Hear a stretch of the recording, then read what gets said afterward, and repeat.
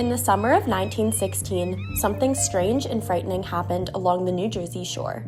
A series of unexpected shark attacks shocked the nation and changed how people thought about the ocean forever. Author Lauren Tarshis turned this real-life mystery into an unforgettable adventure for kids. Here's how it all began.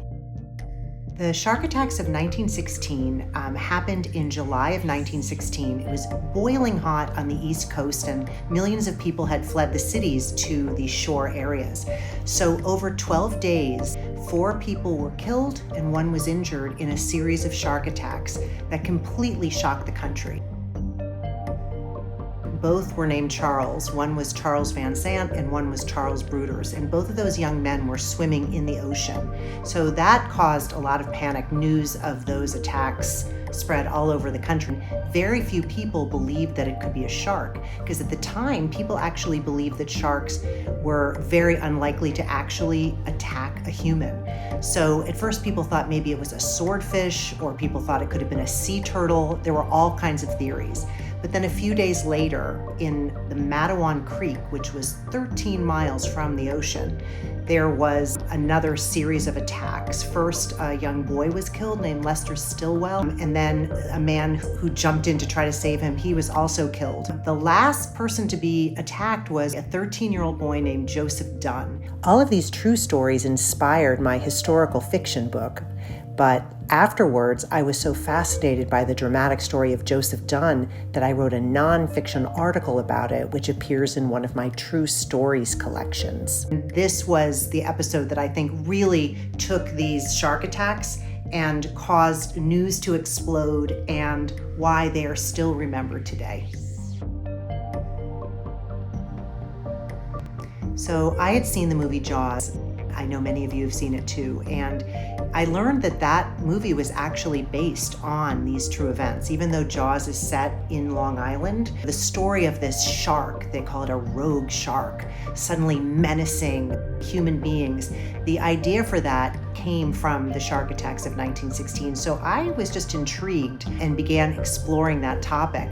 And I was also really intrigued that these two things in history, both the shark attacks of 1916 and the movie Jaws, they actually both really promoted the idea that sharks were these terrifying monsters, which is not true.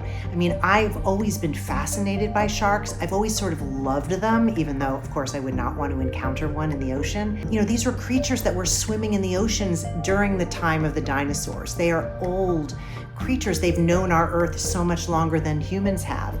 And they're so important to the ecology of the oceans. You know, they're the apex predator. They are so important to keeping the ecology of the oceans in balance. Certainly we should be careful, and we should understand that when we enter the oceans, we are in the shark's home. But I really feel that sharks are creatures to be admired and respected. And my goal for the book, even though I know it's the shark attacks of 1916 and it's scary, as I go on to write at the end of the book, sharks are really incredible creatures. Well, it's really important to remember that back in 1912, very few people knew how to swim. And the idea of what they called ocean bathing, swimming in the ocean, was still sort of a new idea.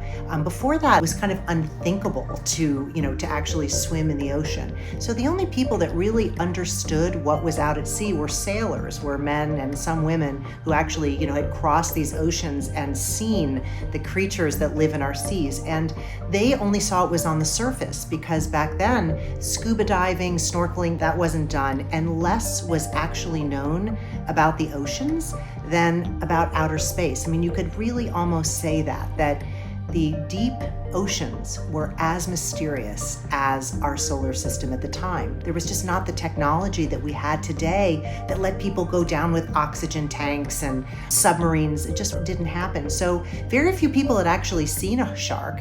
And since so few people actually swam in the ocean, very few people were actually sharing a shark's habitat. So it was really that event in 1916 where eyewitnesses saw these enormous creatures up close encountering swimmers, that the idea that sharks would, in fact, bite a human became known and understood. Even though it really changed our ideas about sharks, what's really important is it gave us the wrong ideas about sharks, because sharks don't intend to attack humans. I mean, the events of 1916 are confusing even today, because as you all probably know, and as scientists would tell you, it's really uncommon for sharks to deliberately attack a human.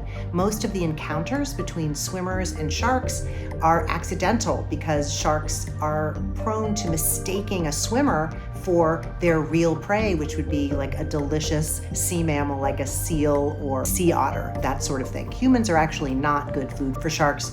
We are way too bony and not nutritious enough for sharks. So I hope you will read I Survived the Shark Attacks of 1916. This is actually the second I Survived book I ever wrote. And then I wrote the true story of the shark attacks of 1916, which was the story of young Joseph Dunn, who was a victim and survived. So this is in Nature Attacks. And I also have a graphic novel of the shark attacks of 1916. So I hope you liked this, and I hope I see you again soon.